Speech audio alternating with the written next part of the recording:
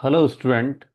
हमारे सामने जो एडवांस का 2015 पेपर में पूछा हुआ क्वेश्चन जो बेस्ट है पैरेलल प्लेट कैपेसिटर पे जिसमें डाइलेक्ट्रिक इंसर्ट किया गया है। तो आइए हम लोग समझने की कोशिश करते हैं क्वेश्चन क्या बोला जा रहा है। Question says a parallel plate capacitor having plate area S end plate separation small D has capacitance C1 in air. C1 capacitance है एयर में। when the two dielectric of different relative permittivities epsilon 1 epsilon 2 दे दिया are introduced between the two plates as shown in the figure, the capacitance becomes C2। तो C2 by C1 का ratio पूछा जा रहा है। तो मैं आपको सिंपल लैंग्वेज में समझाना चाह रहा हूँ। क्वेश्चन में बोला जा रहा है क्या कि एक पैरेलल प्लेट कैपेसिटर है हमारे पास। जब इसके बीच में मैं कोई मीडियम नहीं डालता हूँ, जब इसके बीच में कोई मीडियम नहीं है, तब इसको अगर मैं एयर में रख रहा हूँ तो इसके बीच का सेपरेशन जो है ये आपका प्लेट सेपरेशन दिया हुआ है स्मॉल डी। और उस समय इसका कैपेसिटेंस जो है उसको C1 बोला गया। C1 कैपेसिटेंस क्या लिखते हैं हम लोग, that is A epsilon not by D. और ये कहाँ पे है, इन एयर एयर में। और ए को एरिया को एस बोला गया है, तो S into A epsilon not by D. बोल सकता हूँ क्या, एस इंटू ए तो मत लिखो। एरिया हमारे पास, एरिया जो है एरिया के जगह पे हम एस यूज करेंगे। तो क्या हो जाएगा, S epsilon not by D. और इसको मैं सी मान लेता हूं, let us assume let this is C. Okay, C1 का वैल्यू सी है। अब क्वेश्चन में बोल रहा है क्या कि सेम पैरेलल प्लेट कैपेसिटर में अब हमने दो मीडियम को डाला, इस तरह डाला कि जिसका रिलेटिव परमिटिविटी गिवन है एप्सिलॉन 1 एंड एप्सिलॉन 2। तो अगर डायग्राम को ध्यान से देखेंगे आप, जो 3D में आपको दिया हुआ है, इधर जो मीडियम है वो है एप्सिलॉन 2 वाला, और ये पूरा में है एप्सिलॉन 1। इधर भी एप्सिलॉन 1, इधर भी एप्सिलॉन 1 ही है। मतलब अगर मैं इसको डिफरेंट डिफरेंट सेक्शन में डिवाइड करूं, तो इधर जो डाइलेक्ट्रिक है जिसका डाइलेक्ट्रिक कांस्टेंट है एप्सिलॉन 2 इधर भरा हुआ है। इधर आपका एप्सिलॉन 1 ही है, एप्सिलॉन 1 भरा हुआ है। और नीचे में भी आपका एप्सिलॉन 1 ही भरा हुआ है, एप्सिलॉन 1। क्या मैं ऐसा कर सकता हूँ, ये डिस्टेंस हमारे पास गिवन है, ये सेपरेशन इज डी, इस सेपरेशन को मैं डी मानूंगा। और हमें सी इक्विवेलेंट इसके क्रॉस देखना है। और क्वेश्चन में बोला जा रहा है क्या कि ये एरिया जो यूज किया गया है एस बाई टू का मतलब इधर से इतना वाला पोर्शन S/2 एरिया का यूज कर रहा है, तो ये भी कितना यूज करेगा, एस बाई टू मैं बोल सकता हूँ क्या। और ये सेपरेशन जो है जिसमें एप्सिलॉन 2 है वो सेपरेशन है डी बाई टू।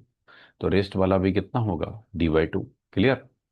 क्या यहाँ तक ये डायग्राम आपको क्लियर है, जो 3D को मैंने 2D में कन्वर्ट किया। तो इस डायग्राम को आप और सिंपल वे में ऐसे लिख सकते हैं, अगर मैं इस पॉइंट को ए मानूं और इस पॉइंट को बी मानूं, जिसमें ए और बी में मुझे इक्विवेलेंट देखना है, ये रहा पॉइंट ए। और अगर कॉम्बिनेशन देखेंगे तो इस कैपेसिटर को मैं मान लेता हूँ लेट से C1 डैश, इसको मान लेता हूँ C2 डैश, और इसको मान लेता हूँ C3 डैश। तो C1 dash, C1 dash, C2 dash, और ये रहा C3 डैश का कुछ ऐसा कॉम्बिनेशन आपको देखने को मिलेगा। मतलब जो चार्ज Q यहाँ से फ्लो होगा, Q चार्ज, अगर आप चार्ज Q को फ्लो करवा रहे हो तो इन दो कैपेसिटर में तो सेम चार्ज जाएगा और इसमें कुछ अलग जाएगा, चार्ज डिवाइड हो जाएगा इस जंक्शन पे। मतलब जो C1 डैश है और C2 डैश है वो है सीरीज कॉम्बिनेशन, और C3 डैश उन सब के साथ जो आएगा वो पैरेलल में आएगा। और हम ए और बी के cross C equivalent easily calculate कर सकते हैं। अब सवाल है कि C1 डैश है तो है कितना। अगर मैं C1 डैश को यहां से लिखना चाहूँ, C1 डैश कितना लिखेंगे, दिस इज एफ, जो इसका डायलेक्ट्रिक कांस्टेंट है एप्सिलॉन 1 एरिया कितना है S/2 epsilon 0 divided by separation use किया जा रहा है डी बाई टू S/2, और इसका टू कैंसिल हो जाएगा। एप्सिलॉन 1 का वैल्यू दिया हुआ है कितना, दैट इज 2। तो 2 times of S/0 by D. और S epsilon not by D को मैंने सी माना है, तो इसको आप टू सी भी बोल सकते हो कि नहीं। कैलकुलेशन आप ध्यान से समझना। एस सी टू डैश लिख रहा हूँ, सी टू डैश, जिसमें एप्सिलॉन टू बढ़ा गया है उसको हम लोग सी टू डैश बोल रहे हैं, सी टू डैश निकाल रहे हैं। सी टू डैश क्या लिखेंगे? तो dielectric constant epsilon two, area इसका एस बाई टू है, एप्सिलॉन नॉट, और प्लेट का सेपरेशन तो डी बाई टू यूज कर रहा है। तो ये हो जाएगा एप्सिलॉन टू का वैल्यू कितना, 4। तो 4 times of S epsilon not by D आ जाएगा, और इसको आप 4 सी भी बोल सकते हो। और सिमिलरली सी थ्री डैश की बात करूं तो सी थ्री डैश में हमारे पास जो डाइलेक्ट्रिक कांस्टेंट है वो एप्सिलॉन वन है। एप्सिलॉन वन कितना है? तो टू। 2 टाइम्स ऑफ एरिया है हमारे पास S by two, S by two epsilon not, और गैप तो पूरा पूरा डी यूज हो रहा है, टू टू कैंसिल। तो ये हो जाएगा S epsilon not by D, जिसको आप डायरेक्टली सी बोल सकते हैं। तो जो सी इक्विवेलेंट आएगा, C equivalent that is C two, C two क्या आ जाएगा? सी इक्विवेलेंट सेकेंड कॉम्बिनेशन में बोला गया है सी टू क्वेश्चन में। तो मैं सी टू का वैल्यू को लिखना चाहूँ, सी टू इज, ये दोनों सीरीज में है, C one dash into C two dash upon C one dash plus C two dash लिख सकते हैं। जो आएगा वो सी थ्री के साथ पैरेलल, तो plus C three dash direct मैं कर सकता हूँ क्या? सी वन डैश का वैल्यू कितना है sir? Two C into 4 C, 4 C upon 2 C plus 4 C that is 6 C. और ये आपके पास गिवन है कितना, सी। तो सी सी कैंसिल हो जाएगा, आपके पास कितना आ जाएगा? ये 8 सी, 8 सी बाई 6 सी, मतलब और ऐड होगा तो 14 सी बाई 6 आ जाएगा। C2 is 14 6 by 6। तो question, according to question we have to calculate C2 by C1, C2 by C1, C2 is 14 C by 6, and C1 का वैल्यू तो मैंने C माना था, बाई C कैंसिल। तो आंसर इज 14/6, 14/6 करेंगे तो आंसर कितना आ जाएगा दोस्तों?